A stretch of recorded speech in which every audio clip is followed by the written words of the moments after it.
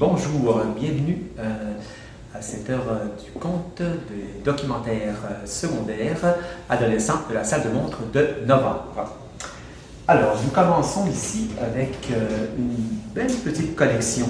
Je me permets de vous en parler. C'est la collection Paroles d'artistes. J'en ai plusieurs ici en main. J'en parle parce que ça porte naturellement sur des artistes, des peintres, sculpteurs, de tout âge, Moyen Âge. Nous avons ici Albrecht Dürer, Antonin Artaud ici. Et ce qui est particulier, c'est parce que c'est bilingue. Donc vous avez, je vous le montre ici, les œuvres naturellement de l'artiste, mais un petit paragraphe en français et la traduction en anglais. Alors, je croise rarement ça et je pensais naturellement aux professeurs ici aussi bien de langue pour carrément travailler la langue française ou anglaise naturellement à travers des textes d'auteurs, donc de la culture mondiale, de l'art, et en même temps aborder naturellement ces œuvres de ces peintres ou de ces sculpteurs du monde entier. Alors, c'est hybride et moi j'ai beaucoup aimé ça. Donc, il y en a plusieurs actuellement en salle de montre.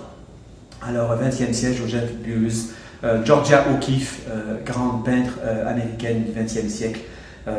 Alors, c'est intéressant pour aborder, on n'aborde pas de la pensée de l'artiste ou du peintre, mais au niveau de la langue, au niveau de l'initiation, entre guillemets, au travail du peintre. Ça peut être vraiment intéressant de faire concorder ces deux facteurs ici. Ensuite, nous sommes toujours dans l'art, merveilleux livre, Histoire de l'art pour tous, chez Azan. Alors moi j'adore ce genre de livre, excusez-moi c'est très lourd.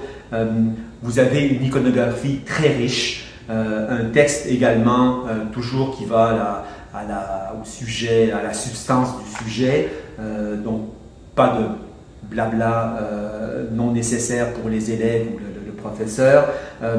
Et c'est bien parce qu'on aborde, il y a des champs pour aborder ici, aussi bien par temps, civilisation. On voyage en Chine, lorsqu'on est dans la partie de la Chine, mettons de l'Orient, on va aller de l'architecture, on tourne la page, on va aller dans la peinture, on tourne la page, on est dans la calligraphie, la Renaissance, on va pouvoir aborder l'architecture, la peinture. Alors c'est vraiment intéressant. On ne s'ennuie pas. Ce n'est pas un parcours linéaire, entre guillemets, auquel on doit être habitué dans les sommes d'histoire de l'art. Donc, un chapitre sur l'architecture, un chapitre sur la peinture, la sculpture. Là, non. De page en page, on voyage. Donc, c'est quelque chose de très complet, très bien et vraiment fantastique. Là, vous allez voir, il y a un thème ce mois-ci, si je puis me permettre de dire ça, au niveau de la géographie, les atlas, les cartes.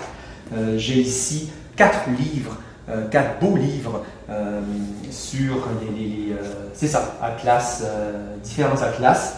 Le premier, chez Erol, Géopolitique des religions et des spiritualités. 40 fiches illustrées pour comprendre le monde, sur ce thème-là. Alors, c'est vraiment, là encore, un texte très, très contemporain sur les problématiques culturelles, religieuses dans le monde entier. Donc, court chapitre, très, très explicatif. Vous allez avoir des cartes très, très, très belles, très, très parlantes, très significatives, puis-je dire, sur les sujets de l'heure, très sensibles. Alors je pense à des enseignants ou bien des travaux d'équipe, des travaux d'étudiants pour avoir l'heure juste, pour avoir les données justes, les situations religieuses dans différents pays. Je pense que là, on est entre bonnes mains avec ce livre-là. Donc, Géopolitique des religions et des spiritualités. Vous noterez, religion, spiritualité, ça englobe, c'est vraiment très large. Pas seulement le monde religieux, donc les religions acceptées, les religions universels que l'on connaît tous, mais on aborde également les spiritualités, ce qui est très important et beaucoup plus large. Ici, un atlas de l'Anthropocène, deuxième édition, il faut le souligner, actualisé et augmenté. Donc, si vous avez la première, je ne dirais pas qu'elle est désuète, mais la deuxième, je pense qu'elle vaut le coup. Là encore, l'Anthropocène, alors vous avez, moi j'ai adoré les illustrations, c'est très bien fait. C'est un groupe, entre autres un groupe de Sciences Po à Paris, spécialisé dans l'illustration, l'iconographie, pour allier, j'allais dire, belle image, mais également compréhension succincte et substantielle à travers l'image. Donc, ça aborde un peu de tout, l'Anthropocène, notre monde actuel, le bouleversement que l'homme apporte à cette terre, au niveau des océans, de l'atmosphère, l'écologie, le climat. Donc, il y a beaucoup de cartes pour expliquer. Alors, je pense qu'un étudiant, un professeur, peut trouver amplement matière à réflexion et à travailler là-dedans ici. Donc, je peux voir différents chapitres. La géographie mouvante des gaz à effet de serre, plus 4 degrés en 2100. Donc, c'est toujours en court chapitre, l'inéluctable fonte des glaces. Qu'est-ce que ça veut dire exactement, là? Donc, les cartes à l'appui, donc le côté scientifique est toujours mis de l'avant. L'élévation du niveau des mers, le défi sanitaire du changement climatique. Donc, en même temps, on voit, oui, les changements géographiques, climatiques, écologiques, mais également toute cette sphère qui va bouleverser l'homme dans quelques années ici. Atlas de l'Anthropocène. Je me suis beaucoup amusé avec cet atlas, entre guillemets, drôle de carte, le monde comme vous ne l'avez jamais vu. Alors, c'est toujours sous forme de carte, là encore bien illustré, mais on est dans quelque chose de plus ludique, mais en même temps de plus... bon, admettons, regardez, je peux prendre l'exemple ici, qui sont les plus accros à la vitesse dans le monde. Alors, par des couleurs, vous allez avoir dans les différents pays du monde les limites de vitesse, admettons, dans les différentes routes. On sait qu'en Allemagne et les routes du Québec, c'est très différent. Qui conduit du mauvais côté de la route? Donc, voyez-vous, il y a un côté humoristique, bien sûr, à ça. Mais quand même, c'est réel. On se demande toujours la question, tiens, où on conduit à gauche, dans quel pays? Eh bien là, vous allez le savoir. Exemple ici, des prises électriques aussi diverses que variées. Tous ceux qui ont voyagé en Europe savent bien que nous n'avons pas les mêmes fiches électriques. Donc, les fiches d'un téléphone ou d'un rasoir ne fonctionnent pas en France. Ceux qu'on a ici. Donc là, c'est ludique, mais en même temps, ça donne toujours une vision du monde global. Le Chili est un pays très long, donc on le mesure ici, on le voit dans une carte. Comparaison entre les 20 îles les plus grandes du monde. Donc voilà, drôle de carte, ça aborde, on sort du cadre entre guillemets scientifique, géopolitique, pour aller dans des sujets mis en carte, des sujets plus drôles ici. Ensuite, alors là, on revient dans le sérieux. Les dessous des cartes, le monde mis à nu, nouvel atlas géopolitique. Donc c'est du sérieux. C'est pour les travaux d'équipe, les travaux d'étudiants au secondaire. Là, vous allez avoir des chiffres mis à jour, donc les chiffres les plus exacts sur une population, sur, admettons, je prends l'exemple ici, de la déforestation en Amazonie. Vous ne trouverez pas carte plus précise actuellement que ça. Donc, c'est aussi un très, très bon recueil pour les chiffres, les données les plus exactes. On a également des chapitres toujours en géopolitique, en politique, en sociologie, dans les élèves, les professeurs ont pu voir durant l'année 2020-2021, mettons les grandes le grand soulèvement populaire à Hong Kong. Donc on va avoir un chapitre là-dedans sur l'état de la démocratie, admettons. Donc c'est quelque chose, c'est ça, j'allais dire, on ne rigole plus, on a des chiffres exacts et très bon ouvrage ici. Alors ça c'est très intéressant. Dans la collection 3 minutes pour comprendre, nous avons un nouveau titre, 30 principes et applications de la science des données.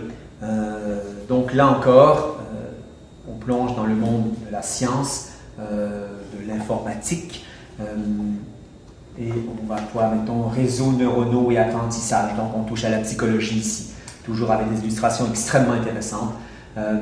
Chapitre de l'incertitude, qu'est-ce qu'on joue, l'échantillonnage, admettons. Comment se passe, comment travaille-t-on un échantillonnage de la population par rapport à différentes questions de statistiques. Donc c'est vraiment des applications, la surveillance électronique, comment ça se passe. Toute guérir le cancer, on tombe en médecine ici, en santé. Donc c'est vraiment la science des données, les algorithmes, comment, où et pourquoi on les applique et quels résultats nous avons ici. Donc, très intéressant à tous les niveaux. On connaît tous là, aussi bien dans les commerces, sur les choses les plus triviales, comment les algorithmes, les données personnelles ou les données sur un grand nombre de populations, on peut en tirer une nouvelle connaissance. Et bien là-dedans, vous serez au courant. Chez Marcel Didier, dans cette collection-là, l'histoire de la loi, les grands concepts expliqués. Donc, moi j'adore ces ouvrages-là pour les jeunes, pour les professeurs. Admettons, la Renaissance, ici, on a des lignes de temps. Excusez-moi. On va pouvoir regarder tout ce qui est, justement, c'est ça, comment la justice s'est élaborée au Moyen-Âge, quel type de justice on pouvait obtenir aux Lumières, à la Renaissance. Naturellement, on passe dans le monde entier, l'esclavage, le colonialisme, le nouvel ordre international dans les années 80. Donc, richement illustré, les combats pour la justice sociale, les combats pour une justice humaine. Nous avons tout ça ici dans ce livre, l'histoire de la loi.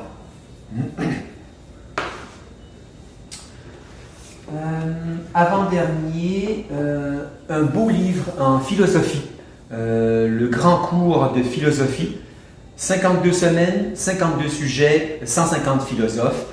C'est le livre grand public que moi j'adore, donc pour étudiants, encore là, enseignants, au secondaire. Nous sommes en philo, mais comme vous le savez, le traitement des questions en philo répond très bien pour le cours d'ECR, même si celui-ci va se transformer. Éthique et culture religieuse, on s'entend, mais la partie éthique, donc qui pour moi touche naturellement, fondamentalement à la philosophie, à la réflexion critique. Alors là, le professeur ou les élèves seront aidés par des auteurs, des textes auteurs, et bien sûr, comme le titre l'indique, 52 semaines, 52 chapitres très courts, très rapides sur le sujet. On fait le tour rapidement, on soulève des questions essentielles. Donc un livre, pour ma part, merveilleux dans les débats d'une classe, des débats reposant sur des auteurs classiques, reposant sur des idées. Donc on part du bon pied là-dessus. Alors, le grand cours de philosophie. Génial. Mon dernier livre qui s'adresse aux enseignants.